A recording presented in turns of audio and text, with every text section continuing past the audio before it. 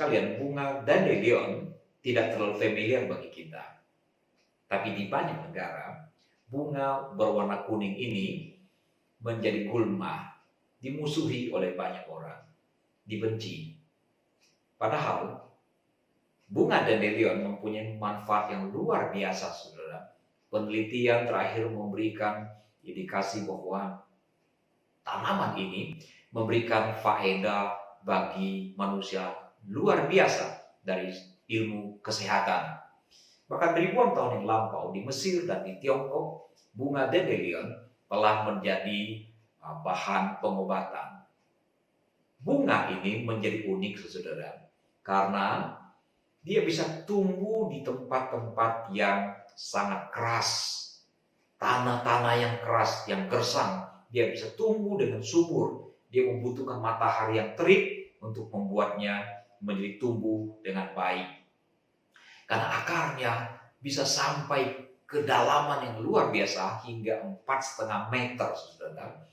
Maka tanaman ini akan menyerap begitu banyak makanan, mineral, sehingga tumbuhan di sekitar tanaman ini akan menjadi subur. Tanah menjadi gembur sehingga tanah akan diisi dengan udara karena terbuka rongga-rongga kecil yang dibentuk oleh akar dari dandelion. Bukan hanya itu, saudara. Dandelion menjadi unik karena apa? Karena biji dari tanaman ini bisa terbang, diterbangkan oleh angin barangkali hingga sampai lebih dari 100 kilometer. Dan ketika benih dari dandelion ini jatuh, disitulah dia akan bertumbuh. Tidak peduli apakah tanah itu gersang atau seperti apapun. Dia akan tumbuh dengan baik dan kata orang-orang, bunga dandelion tidak bisa dibinasakan. Terus kalian, di dalam banyak hal, bunga dandelion adalah seperti orang Kristen. Orang yang tidak mengenal siapakah Kristen, menganggap orang Kristen sebagai musuh, dibenci. Di banyak tempat orang Kristen dianiaya, diharapkan bisa dimusnahkan. Sangat menarik, saudara, angin yang bertiup akan menyebabkan bibit dari bunga dandelion terbang sampai jauh, dan situlah ia memulai kehidupan yang baru. Manusia mempunyai kecenderungan yang besar untuk menghindar dari tantangan. Tapi justru di dalam tantanganlah ada peluang yang sangat-sangat istimewa di dalamnya. Dan di dalam banyak kasus, tantangan adalah sesuatu yang berfaedah. Apa yang terjadi dengan bibit bunga dandelion yang ditiup oleh angin sehingga melayang kemana-mana dan kemudian tumbuh di sana, itu adalah seperti yang terjadi dengan umat Kristen di abad pertama. Kisah Rasul pasal 8 ayat 1b sampai 3 memberikan informasi seperti ini. Pada waktu itu mulailah penganiayaan yang hebat terhadap jemaat di Yerusalem. Mereka semua, kecuali rasul-rasul, tersebar ke seluruh daerah Yudea dan Samaria. Orang-orang saleh menguburkan mayat Stefanus serta meratapinya dengan sangat. Tetapi Saulus berusaha membinasakan jemaat itu, dan ia memasuki rumah demi rumah dan menyeret laki-laki dan perempuan keluar dan menyerahkan mereka untuk dimasukkan ke dalam penjara. Perhatikan, saudara sekalian, dikatakan ada penganiayaan yang hebat yang melanda orang Kristen pada abad pertama itu. Akibatnya adalah mereka menyingkir dari kota Yerusalem, menyebar ke Yudea dan Samaria, dan di tempat mereka menyebar, disitulah Injil diberitakan. Disitulah benih firman Tuhan ditaburkan dan bertumbuh. Kalau demikian, saudara, apa yang terjadi dengan orang Kristen? Penganiayaan dahsyat yang mereka alami, itu adalah seperti bibit dari bunga dandelion yang ditiup oleh angin, terbang kemana-mana, dan kemudian menyebar dan hidup di sana. Saudara, di dalam tantangan seringkali ada peluang yang sangat istimewa yang Tuhan buka bagi umatnya. Di dalam banyak kasus, jika tidak ada tantangan, bahkan orang-orang tidak melakukan apa-apa. Justru karena ada tantanganlah menyebabkan orang melakukan sesuatu yang tidak pernah dia lakukan sebelumnya dan dia berhasil. Di dalam tantangan ada peluang yang istimewa. Karena itu apa yang dikatakan Jaya Setiabudi dalam bukunya The Power of Kepepet, kadang ada benarnya, saudara. Di dalam tantangan seringkali ada peluang yang istimewa. Ada peluang apa di dalam sebuah tantangan? Di dalamnya ada peluang bisnis bahkan, saudara. Saat ini, Zoom, sebuah platform untuk komunikasi massa, sangat-sangat terkenal. Zoom ini didirikan oleh seorang dari negeri Tiongkok bernama Eric Yuan.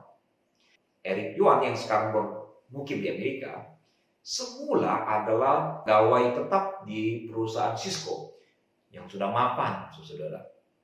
Ia mempunyai sebuah ide untuk membuat semacam telekonferensi yang bisa digunakan melalui handphone, tapi ditolak oleh perusahaannya. Dan dia keluar dari zona nyaman, mendirikan perusahaan yang bernama Zoom ini, saudara. Dia mulai merintis dan perusahaannya betul-betul mendapatkan momentum yang sangat-sangat luar biasa justru ketika terjadi pandemi ini. Bayangkan, saudara, laporan dari luar menyebutkan dari bulan Maret sampai bulan 9 dia telah memperoleh penghasilan 12 juta US dollar. Itu setara dengan 175,5 miliar. Beberapa bulan menambah pundi-pundinya 170 miliar lebih. Luar biasa. Eric Yuan menjadi salah satu orang terkaya di Amerika saat ini. Saudara, apa yang membuat dia kaya raya? Dia mau keluar dari zona nyamannya dan dia menghadapi tantangan ini dan dia gunakan tantangan ini sebagai sebuah peluang untuk meraih keberhasilan finansial. Beberapa tahun yang lampau, Dan Brown menerbitkan sebuah novel berjudul Da Vinci Code. Novel ini dikutuk oleh banyak orang karena memfitnah kekristenan sedemikian rupa. Orang-orang yang membenci Kristen seakan-akan mendapatkan sebuah pencerahan betapa bobroknya Kristen, betapa buruknya kekristenan. Orang-orang yang skeptis sangat senang. Dan banyak orang Kristen yang imannya goyah.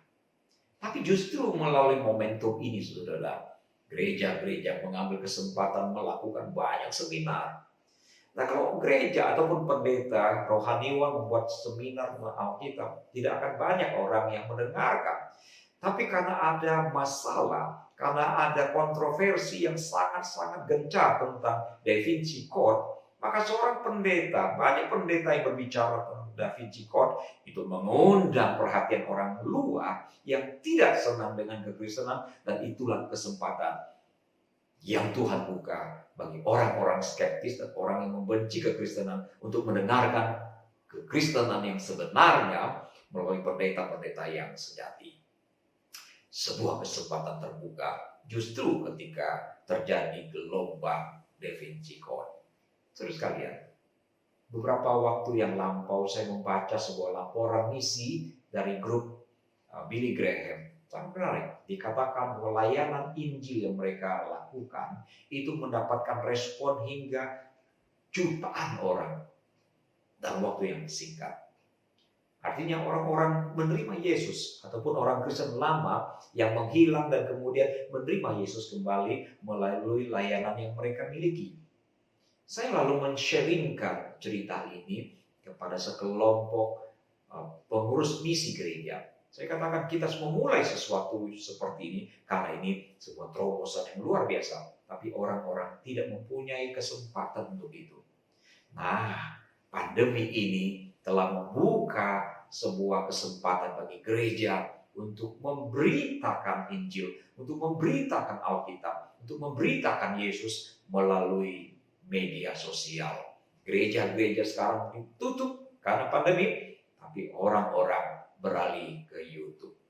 Gereja ditutup, orang-orang beralih ke YouTube untuk mendengarkan kesaksian, untuk mendengarkan berita baik. Dan saya percaya akan ada banyak orang yang mendengarkan Injil melalui kesempatan ini. Sebab gereja-gereja hampir semuanya membuat konten-konten Kristiani dan disebarkan ke YouTube dan ke platform yang lain, sehingga siapapun bisa mendengarkan Injil. Injil yang dulunya tertutup sekarang bisa menerobos ke tempat-tempat yang terpencil, dan pintu-pintu yang tertutup sekalipun berhasil diterobos oleh media ini. Luar biasa. Saudara sekalian, di dalam tantangan yang sehebat apapun, yakini bahwa ada peluang yang Tuhan bukakan. Justru melalui tantangan, kesulitan, kalau kita terus berjalan bersama dengan Tuhan, di sanalah kita bisa melihat bagaimana Tuhan bekerja. Paulus memberikan kesaksian seperti ini. Aku menghendaki, saudara-saudara, supaya kamu tahu bahwa apa yang terjadi atasku ini justru telah menyebabkan kemajuan Injil, sehingga telah jelas bagi seluruh istana dan semua orang lain bahwa aku dipenjarakan karena Kristus. Paulus menulis surat Filipi ini ketika dia sedang mendekam di dalam penjara. Penjara, sesuatu yang sangat menakutkan, sesuatu yang mengerikan, dan semua orang cenderung menghindari penjara. Tapi apapun buat karena Injil, Paulus masuk penjara. Ini sebuah tantangan bagi dia. Tapi dia jelaskan kepada jemaat di Filipi bahwa justru karena pemenjaraan dirinya telah menyebabkan kemajuan yang luar biasa di dalam hal pemberitaan Injil yang dia lakukan.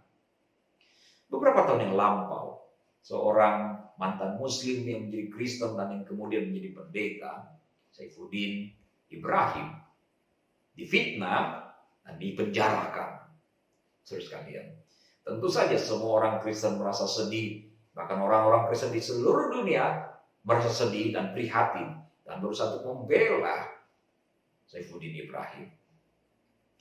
Akhirnya vonis itu jatuh dan dia harus mendekam di penjara. Tapi apa yang terjadi, saudara? Selama di dalam penjara, Saifuddin Ibrahim mengatakan dia terus memberitakan Injil. Justru di dalam penjara lah, dia katakan secara terbuka, terang benderang, dia membaptis 198 orang. Luar biasa, saudara. Justru dalam tantangan yang luar biasa, berada di dalam penjara sekalipun, dia mendapatkan peluang yang luar biasa untuk memberitakan Injil. Saudara sekalian, di dalam tantanganlah kita bisa mempunyai peluang untuk melihat Tuhan bekerja. Dan di dalam tantangan, saudara, kita bisa melihat ada peluang yang sangat besar bagi kita untuk bertumbuh, berharap kepada Tuhan, menantikan Tuhan. Dan melalui tantanganlah otot-otot rohani kita semakin dikuatkan, bertumbuh, semakin berharap, menantikan Tuhan, memohon dan menantikan pertolongan Tuhan. Saudara sekalian, seorang petinju profesional tidak hanya memukul kantong pasir. Seorang petinju tidak akan menjadi seorang yang mahir kalau dia hanya melatih dirinya memukul dan memukul kantong pasir setiap hari. Petinju profesional harus menyewa orang-orang yang disebut dengan sparring partner. Sparring partner adalah petinju yang disewa untuk memukul, untuk melawan petinju yang sebetulnya. Mengapa petinju harus menyewa sparring partner untuk memukul dirinya?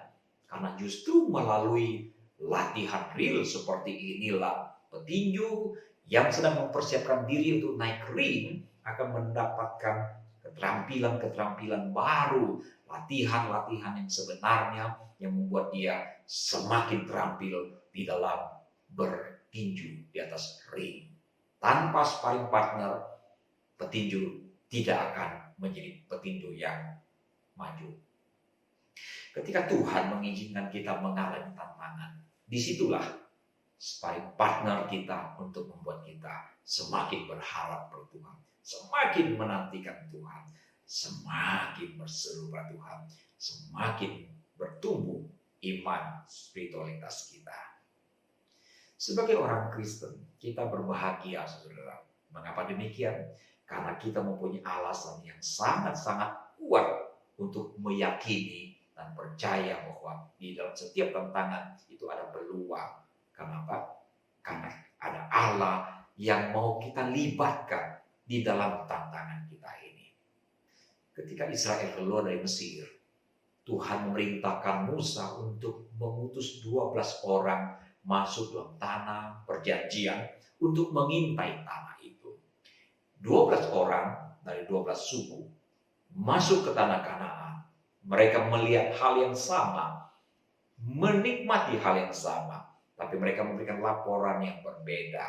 Saudara-saudara sekalian, mereka katakan bahwa memang tanah perjanjian itu tanah yang luar biasa suburnya, ada madu, ada susu, dan luar biasa kaya raya.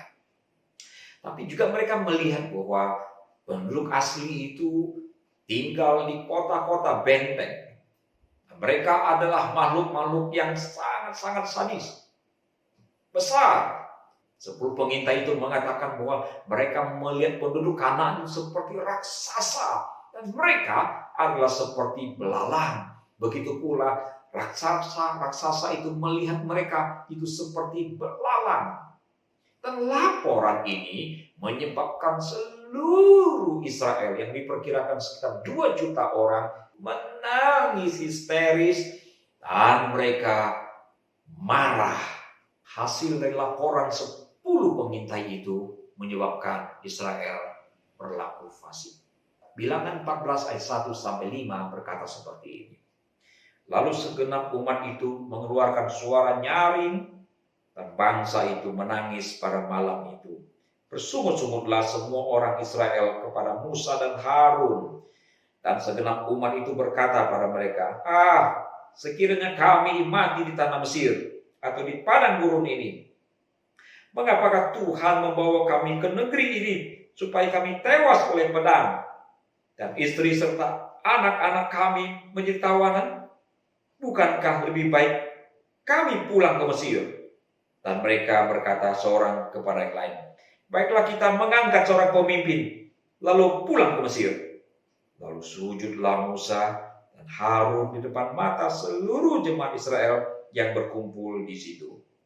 10 pengintai ini melihat realita dan mereka tidak melibatkan Tuhan. Itu sebabnya mereka melaporkan dengan apa adanya dan itu menimbulkan kehebohan, ketakutan, membuat Israel patah semangat. Dan mereka berniat untuk mengangkat pemimpin baru supaya mereka bisa kembali menjadi budak di Mesir. Berbeda dengan 10 pengintai yang tidak beriman. 2 pengintai yang lain, Joshua dan Kaleb, melihat hal yang sama, melihat kota yang sama, melihat kesuburan yang sama. Tetapi kali ini laporannya berbeda, saudara, karena mereka berdua melibatkan Tuhan di dalam hal ini.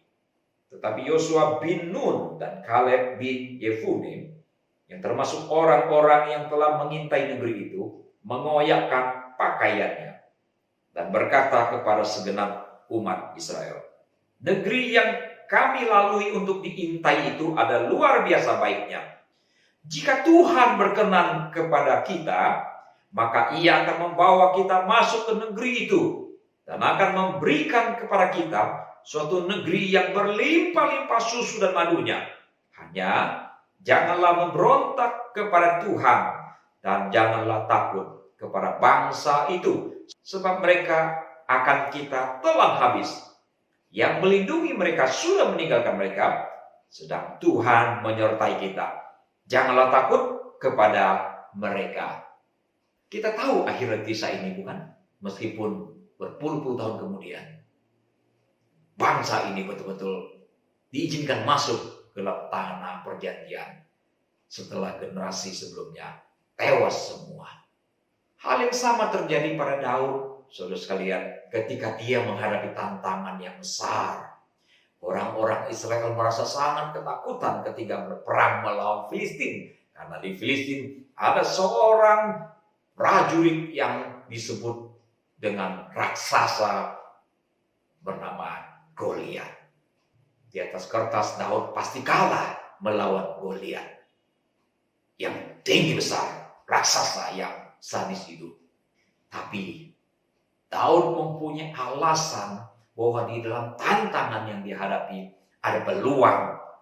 Kenapa? Karena ada Tuhan yang akan turut bekerja mendatangkan kebaikan.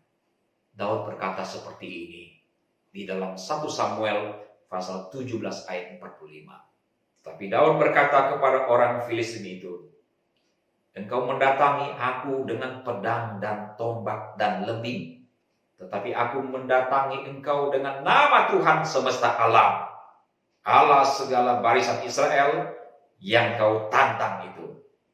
Kita tahu juga akhir dari kisah ini, saudara. Daud yang masih belia berhasil mengalahkan raksasa besar Goliat itu. Mengapa demikian, saudara? Karena dia datang dalam nama Tuhan. Daud yakin Tuhan akan turut berperang untuk dirinya. Saudara sekalian, kita sungguh-sungguh mempunyai alasan yang kuat untuk beriman bahwa di dalam tantangan yang kita hadapi itu ada peluang yang luar biasa. Karena kita melibatkan Tuhan di dalamnya.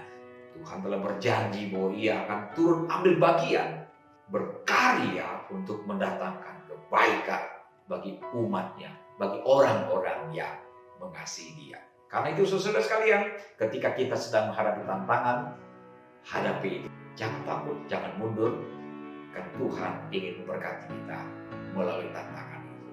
Seorang raja ingin mengetahui seberapa besar kepedulian dari rakyatnya dan siapa saja yang ingin melakukan sesuatu sehingga menyebabkan kemajuan bagi kerajaannya. Sang raja mendapatkan sebuah ide bagaimana caranya menguji rakyatnya itu. Dia menempatkan sebuah batu yang sangat besar di tengah jalan. Sementara dia bersembunyi di tempat yang strategis. Dia perhatikan ada banyak pedagang, ada banyak pejabat yang lalu lalang, tapi tidak satu pun yang peduli dengan batu besar yang terletak di tengah-tengah jalan itu. Bahkan orang-orang mulai mempersalahkan pejabat-pejabat termasuk raja yang dianggap tidak becus mengurus jalan sekalipun. Saudara, tidak ada yang peduli. Tapi muncul seorang petani yang membawa beban yang berat, memikul hasil pertaniannya. Dan petani ini merasa terganggu karena ada sebuah batu besar yang terletak di tengah-tengah jalan. Sang petani meletakkan pikulannya dan kemudian berusaha sekuat tenaga menggeser batu besar yang terletak di tengah-tengah jalan itu. Setelah berjuang dengan sekuat tenaga dan makan waktu yang cukup lama, batu itu bergeser. Alangkah terkejutnya sang petani ketika batu telah berhasil digeser. Di tempat batu itu tergeletak, rupanya ada sebuah dompet yang berisi begitu banyak koin-koin emas dan selembar kertas yang bertulis demikian. Koin-koin emas ini adalah untuk siapapun yang peduli dengan batu ini, yang bersedia menyingkirkan penghalang yang ada di tengah jalan ini. Saudara sekalian, ketika Tuhan mengizinkan kita menghadapi halangan di jalan ini, jangan lupa ada sesuatu peluang yang Tuhan siapkan bagi kita. Semoga Tuhan menolong memberkati kita semua. Mari kita berdoa. Terima kasih Bapa untuk firman Tuhan yang mengajari kami untuk tidak takut dengan kesulitan dan tantangan yang ada di depan kami. Tolong kami Bapa untuk mempunyai iman yang kuat menghadapi setiap tantangan, dan justru sebaliknya melalui tantangan ini kami bisa mendapatkan peluang-peluang, memanfaatkan peluang yang ada untuk hal-hal yang positif, yang baik, dan yang mendatangkan kemuliaan dan kesejahteraan bagi kami. Terima kasih Bapa. Demi Yesus Tuhan kami naikkan syukur kami. Amin.